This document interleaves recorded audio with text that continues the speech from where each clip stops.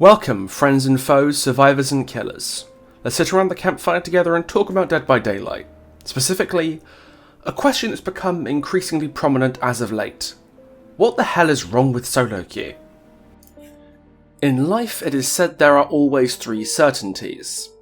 Death, taxes, and teammates who've had their brain cells confiscated always ending up on your team. And Dead by Daylight is no exception to this rule.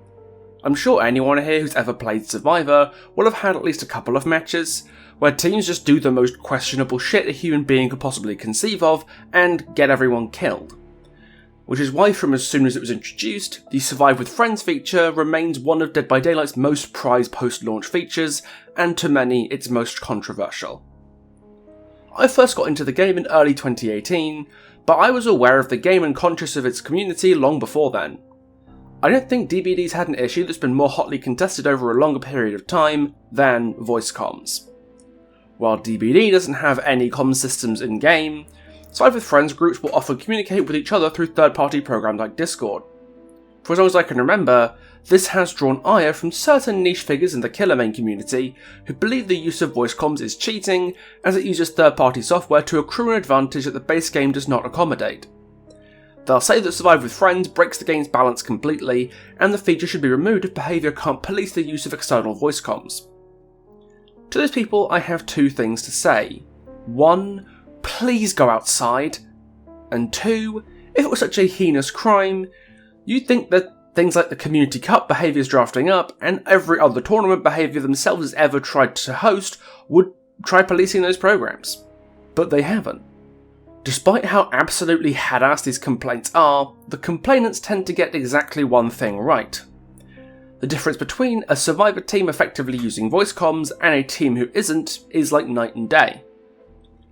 Even something as simple as telling your friend on a generator across the map, "I'm going for the unhook, stick your gen," can save so much time that we spent wandering across the map instead of sticking on a generator.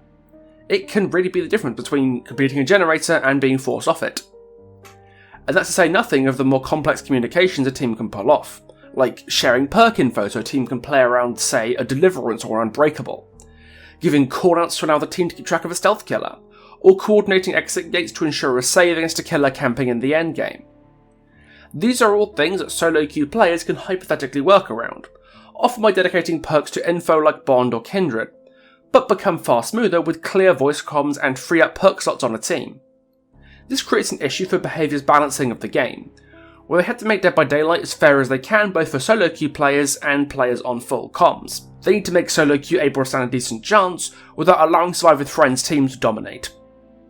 In patch 6.1.0, behaviour attempted to massively overhaul both the core game of Dead by Daylight and the perks that survivors and killers relied on most commonly, what we would call as the meta perks. We saw significant buffs to the base kit killer baked into the game, such as an increase in the time it takes to complete a generator and increased hit recovery and pallet break speed, which seem to be targeted at making weaker killers more viable without relying on very powerful perks. Survivors also got a fair bit of base kit changes though, most notably a base kit version of the very powerful Survivor perk Borrowed Time, giving them 5 seconds of endurance and 7% haste upon being unhooked, a timer that would later be doubled to 10 seconds and would stack with Borrowed Time. You might think such a big buff would make solo queue easier, right? Now being farmed off hook isn't a guaranteed death sentence if the teammate unhooking you doesn't have BT. And the freshly buffed Off the Record was a better anti-tunneling perk than Decisive Strike, since it worked off of both hooks, so you can effectively give yourself super BT if you're really worried about that. And yet, once the update actually arrived, and then again once Wesker arrived in the next chapter, there were many complaints from Survivor players that the solo queue experience was somehow much worse than before, with many players going as far as suggesting the entire patch get reverted. While I do believe there's a level of throwing one's toys out the pram, especially with regards to the thoroughly well-deserved nerf to Dead Hard, I don't think it's fair to assume bad intentions for the overwhelming majority of players. So I've been taking a little look as to why exactly the solo queue experience feels worse than it's ever done before. To be blunt, I don't think there's a single reason to blame for it, so I'm going to split this video up into 3 segments. The designs of new killer powers, the slowdown perks that killers incentivized to use after 6.1.0 arrived, and the various external factors that change how killers play to worsen the solo queue experience. We'll also be talking about how behaviour has been addressing these issues and whether they're doing the right thing to do so. Let's start by talking about powers, because I've noticed a bit of a trend lately with behaviour's power designs, and that trend is complexity. By that, I don't mean new powers becoming more complex to use, although there is elements of that. Just powers that have a lot more going on. Like, look at the newest killer, Albert Wesker.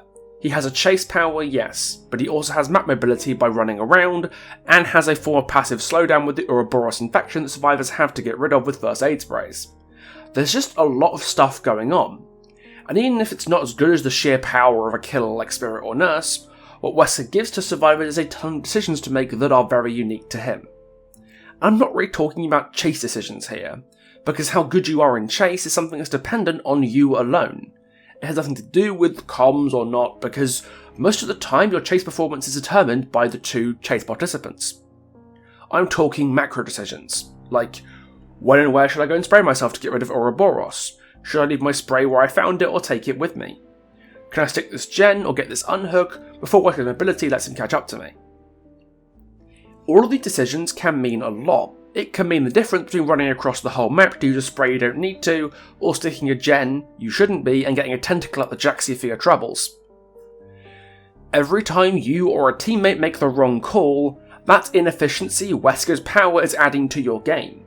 And while SWF teams do have to make decisions too, they do so with far more information. For example, say the survivor on hook has a spray can with one charge in it, but isn't infected, and you are. You might want to be the person going for that unhook, so you can heal them and then they can spray you, say you're running across the entire map to get your own spray. If you're on comms, you can just say, "I'm on hook and holding a spray, unhook me and I'll spray you." But if you're in solo queue, you have no way of knowing that.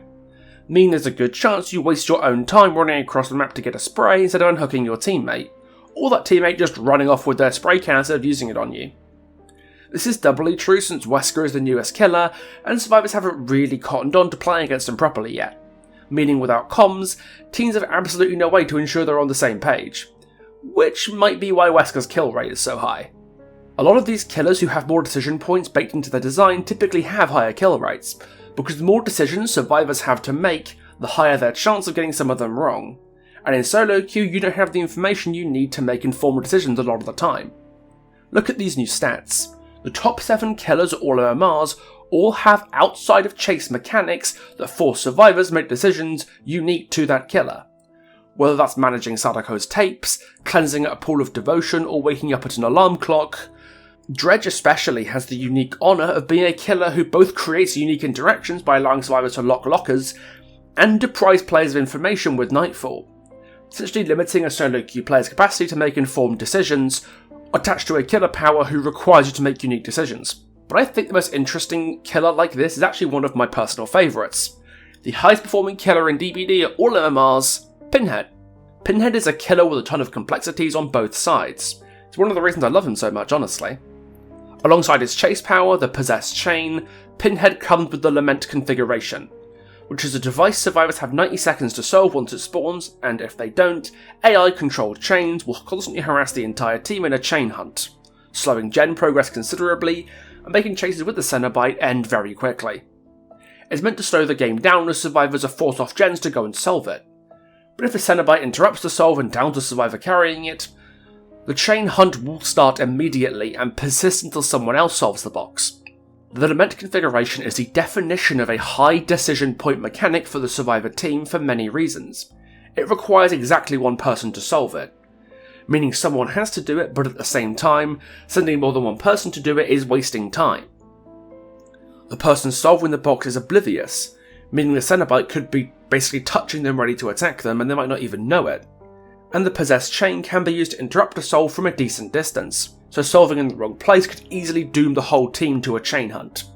To put it simply, there's a lot of ways survivors can solve the box wrong, and without communication, the odds of solo queue players doing exactly that is probably higher than you'd want. But on top of that, there's another issue that makes Pinhead a complete solo queue destroyer, and that's how unintuitive many of his mechanics are. For example, the passive chains from a chain hunt can interrupt the survivor solving the box, which is pretty bad when it happens, but can easily be avoided by simply dodging a few passive chains before committing to the solve. While preventing this from happening is extremely easy, there's nothing in the game that tells you this. relying on you to either find out from trial and error or to hear it from someone. If you're a more casual player, which solo queue players are more likely to be, there's no way on earth you play against Pinhead enough to know that, potentially giving the Pinhead a free chain hunt because his power works in an unintuitive way. The same goes for breaking chains near a pallet. If you're on console, the button to vault a pallet and break a chain is the same, meaning there's a good chance the survivors will just vault a pallet directly into the Pinhead while trying to break the chain.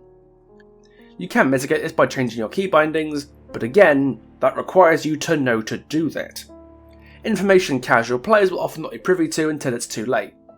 Despite being a very fair killer on paper, Pinhead can be punishing for a lot of survivors in practice, because his mechanics are so unintuitive and very punishing as survivor misplays, which will naturally happen more in solo queue. Pinhead isn't the only killer who benefits from depriving survivors of information. Stealth killers as a collective do this as part of their power budget, and trap killers do too. By making themselves or their traps harder to detect, their whole thing is catching people by surprise, and that's far easier to do when the information and therefore the agency to play around them is mitigated by the lack of comms. This even extends to killers who are paralytically niche like twins, who function in a very different way to every other killer in the game, and despite being out for almost 2 years now, are so chronically underplayed that very few survivors know how to really use those counters, especially in solo queue. By creating killer powers that give survivors decisions to make throughout the course of the game, solo queue will be disproportionately affected by the consequences of players making the wrong ones. In my opinion, that isn't inherently a bad thing, because the alternative to killer powers giving survivors decisions to make outside of chase is to make killer powers that only do anything in chase.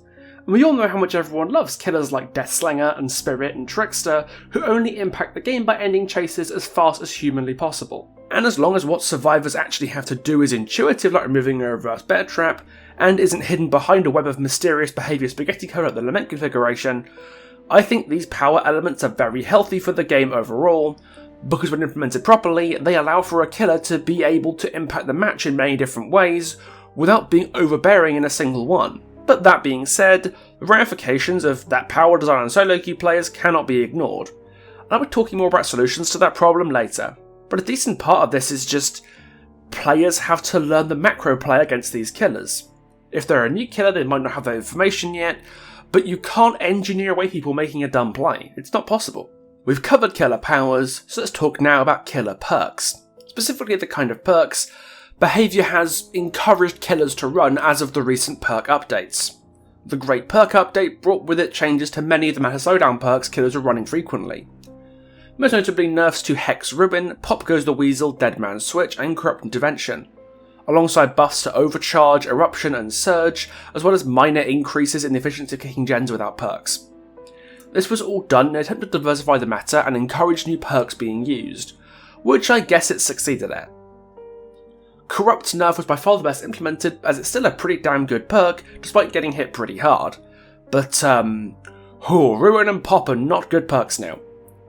Ruin took the biggest hit, with the gen regression it gives being halved on top of the totem self-destructing once a survivor is killed, meaning it's even more unstable than a regular Hex, for an effect that's just not really worth that risk.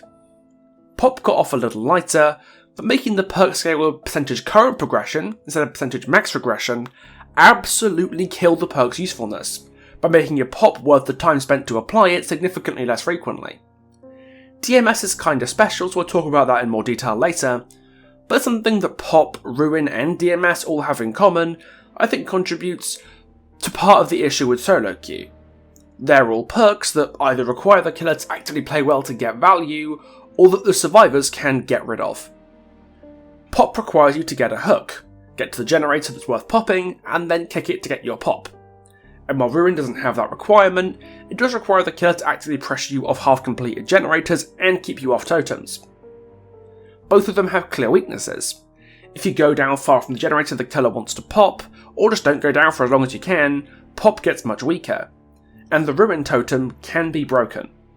Thus these perks are powerful but ultimately have clear counterplay, and their effectiveness scales with how well the killer is playing, for the most part anyway. Let's compare them to the perks that have become meta after the Great Perk Update. The only perk that has stayed meta on both sides of the changes is Pain Resonance. another perk in the category of earned perks similar to Pop.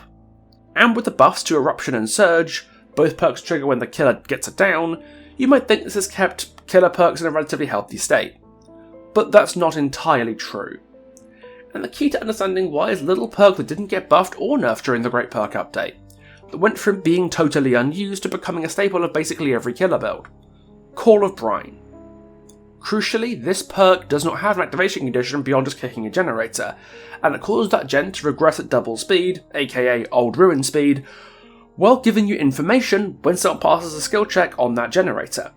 It got overlooked when it first came out because it didn't synergize well with the gen perks at the time, since Ruin stopped you from kicking generators and Pop took a big chunk of progress out at once, leaving little time for Call of Brine to get its effect going. But now, between Ruin and Pop being fired into space, and Eruption and Overcharge getting buffed, there were now excellent reasons to be kicking gens without Pop, and the perks that discouraged you from doing so weren't worth running anymore. Call of Brine and other gen kick perk that synergize with it are everywhere these days, and that presents a serious issue for solo queue players, because while those perks weren't strictly as powerful as, say, old Pop builds or old Ruin builds, Call of Brine builds are both easier to use for killers who aren't playing well, and harder to play against for survivors who don't have comms on.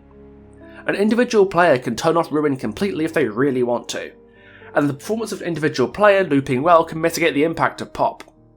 But the counterplay to Call of Brine is a little bit more involved than that for the whole team. To stop Call of Brine being effective, the best thing a team can do is have one person take over a kick generator as soon as possible, and to keep that up as frequently as possible to ensure minimal progress is lost. What that requires is coordination. The team needs to be working together so that if one person gets chased off a generator that gets kicked, someone else can take it over and tap it before the regression gets too much to bear. Same goes for the freshly buffed Overcharge, and if you add Eruption to the mix it gets extra spicy because now working on a generator that got called could get you incapacitated for 25 seconds if your teammate isn't calling out exactly when they're about to go down. Again, this is something that Swifts can adapt to limit the effectiveness of a perk like Eruption, but solo players can't do that. You've got a lot more control and info over when you go down than when and where your teammates go down. And don't forget the passive slowdown perks that didn't get changed. Deadlock and No Way Out. So between the gen kick build and the passive slowdown build, there's a level of interaction that Ruin and Pop provided that these perks often mostly don't. They just make the game go longer, with little or even nothing solo players can do to mitigate the effectiveness of those perks. The combo of Pain Resonance and Dead Man Switch draws a lot of ire for a similar reason. Individually, it's very easy to play around, just get off the gen when you see the hook aura and you'll be fine. But sufficiently stupid players in solo queue will just stick gens next to you and get them blocked by Deadmans, which is irritating if you're working on it as well. I think unlike the dry kick problem, this is absolutely a skill issue. It's a very reasonable thing to expect even solo queue players to be doing to pay attention to hook auras. But that's kind of irrelevant because stupid players don't do it and punish the rest of their team for their idiocy. While I don't think the two interacting in the way that they do is bad design, it undeniably hurts the solo queue experience as a consequence of its existence. And unfortunately, Pain Res and DMS are the only earned regression perks that behaviour has allowed to be good these days. Whether we like it or not, the meta has shifted mostly away from earned gen regression perks like Pop, and in favour of less skill expressive and obviously counterable regression that's more consistent regardless of how well the killer is playing. The design that Call of Brine and the strength of the perk synergies with it have had a pretty disastrous effect on solo queue players, and Pop and Ruin being beaten to death with a welding mallet has meant that aside from Pain Resonance, and maybe Jolt on the right killer, the option to run a more interactable slowdown suite doesn't really exist anymore. Which brings me on to the next factor making solo queue pretty unpleasant. External issues that are forcing killers to play in ways that hurt solo queuers more than Swifts. And when I mean that, I'm talking about two things: maps and survivor perks. Let's start with maps. And I don't think it's a controversial thing to say that maps in DBD aren't terribly well designed on the whole. You'd think after 6 years of making maps that behaviour would actually start to get better at it, but recent evidence indicates that's not the case at all. Looking back at the maps and map reworks from the past year, we've had Eyrie of Crows, Garden of Joy, and the reworks to RPD and Haddonfield. And you know DBD map designers are on something strong when the best map they made in that time was probably Eyrie of Crows, a map that's basically the pre-rework Ormond your mum says you have at home. And it really doesn't help that whenever one of these new or reworked maps comes out, and their presence in the map seedings spikes dramatically for a couple of weeks, meaning killers who wanted to play the new content when Project W came out had to play on almost nothing but RPD for 2 weeks. I gotta tell you, I've never played less DBD than I did during those 2 weeks. Every time a new map gets added to DBD's map pool, it increases the chances of a killer ending up somewhere that's just horrible. And what happens when a killer ends up on a shitty map? Especially if a survivor sent them there with a map offering? They are going to camp, they are going to tunnel, and if it happens a lot, they're going to bring stronger builds because no matter how well you play, you don't win games playing Clown on Garden of Joy without some strong perks or bad survivors. This creates a bit of an arms race of strong builds and offerings, one which solo queue players will invariably lose. They don't have the communication to effectively abuse very strong maps like Badham or Haddonfield, and killers resulting to camping and tunnelling disproportionately affects them for the inefficiency reasons I talked about earlier. This brings me on to the last thing I want to talk about, survivors themselves, and how survivor perks have changed in ways that have been detrimental to solo queue. Similar to how I think the regression perk changes in the Great Perk Update kinda made the problem worse, I believe the anti-tunnelling perk changes that patch brought have caused more problems than they solved. Yeah baby, it's time to talk about Off the Record and Decisive Strike. Ah DS, how the mighty have fallen. Once the scourge of killer players for years, DS has now become a perk you just don't see anymore, due to its change in 6.1.0. That patch changed DS to function around the inconspicuous action mechanic, that turns the perk off if you contribute to the objectives in any way, and in the end game once the gens are done. And to top it off, the stun duration got decreased from 5 seconds to 3. To replace it as an anti-tunnelling perk, the devs changed Off the Record to give a survivor 80 seconds of endurance upon being unhooked, basically making a super long BT to go along with a 10-second endurance added to the base kit. This sounds pretty good on paper. DS could only be used once, whereas Off the Record worked off both hooks. But there's an issue with the way the two perks work that means despite Off the Record seeming stronger on paper, I believe it's actually the worst of the two at deterring tunnelling from a design perspective. If a killer hits you off hook with Decisive Strike, you'll just take the hit on your base kit endurance or BT, and then the killer has to actually chase you, down you, and make a choice. Do they pick you up and potentially eat a DS, or slug you until your DS times out? Whatever they choose to do, the threat of DS means they had to play a bit differently. So a lot of killers just won't tunnel at all because of the threat of DS putting them off their plan. That threat was much stronger back when everyone ran DS, because you didn't know if somebody had DS or not. So a player who didn't run it was kind of protected by it anyway, because the threat of the stun was the deterrent whether or not you actually had the perk. Off the Record does not work that way. If the killer hits you off hook, Off the Record may as well do nothing at all, because you'll just take the hit on your BT or base kit endurance, and now the killer can tunnel you without consequence, as if you didn't even put the perk on. Off the Record's better at combating incidental tunnelling, where the killer might hit the unhooker or force a 1-for-1, and then go for the person who got off the hook. But if they're tunnelling straight off hook, Off the Record doesn't really do anything at all. And nobody runs DS anymore because of the nerf for the stun duration stopping the perk being deterrent against many of DBD's most popular killers. Reducing the stun to 3 seconds, about one of which is spent getting off the killer's shoulder in the first place, means precisely nothing to a lot of killers. Nurse and Blake can catch up to you immediately, and so can the new killer Wesker. And in the month of September, those 3 killers alone represented over a third of all matches of Dead by Daylight at high MMR. That's not to mention killers who slow your movement like Pinhead or Clown, ranged killers like Huntress or Deathslinger, or killers with catch-up tools like Spirit or Wraith. All of these killers benefit from DS's stun time nerf, and as such DS have become less of a discourager from tunnelling, meaning fewer people run it, making the threat of it basically impotent. Without the threat of DS, tunnelling becomes more prevalent.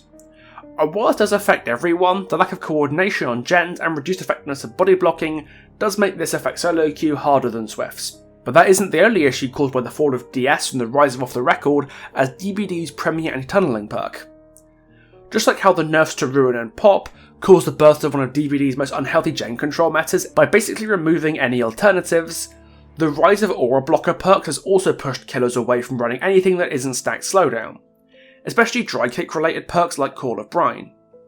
Now that Iron Will got nerfed and survivors that don't know how to use Dead Hard actually have consequences of being injured, Circle of Healing is back in every game again, making any other boon that works with it inherently better. The obvious synergy perk here being Shadow Step. Between Shadow Step blocking auras from potentially a whole team by using a single perk, Distortion now regenerating tokens in Chase for some bizarre reason, and Off the Record being a powerful anti-tunneling perk that everyone's running anyway that just so happens to block aura reading for 80 seconds, which, unlike the Endurance, does not turn off on conspicuous actions. Aura blocker perks have never been this prevalent or this powerful. Don't get me wrong, I definitely see the appeal of aura blockers, especially for solo players. Distortion in particular helps you figure out the killer's perks if you pay attention to when you lose tokens. That's a really neat piece of utility if you're playing without comms to help call them out. But it's important to remember the flip side of this. If aura blocker perks become more common, and it's safe to say they have, killers are going to notice that their barbecue or floods of rage aren't doing as much as they used to, and likely change their builds accordingly.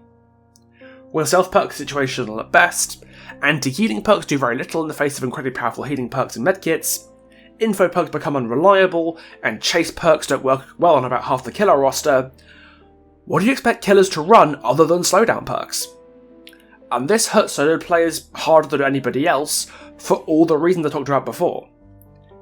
The dry kick perks are problematic on their own, and a lot of killers will just run them anyway, but the proliferation of hard counters to aura reading perks has only made bigger slowdown suites more attractive.